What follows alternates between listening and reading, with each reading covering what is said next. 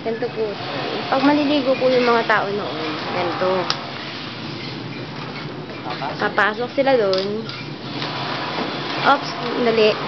Tignan mo muna kung may tubig. Wala. So, ang gagawin mo, sinaunang uli, kuha ka ng tubig sa balon. Na wishing well na ngayon. Tapos, siyempre kukunin mo yan. Sabi mo rito. Asalin mo sa Kapayan. tapayan. Yung tapayan, siyempre, May tabo. mabigat. Yun ang tabo nila.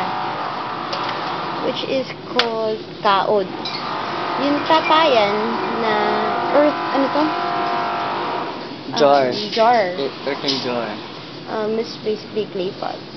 Is tarimbobo.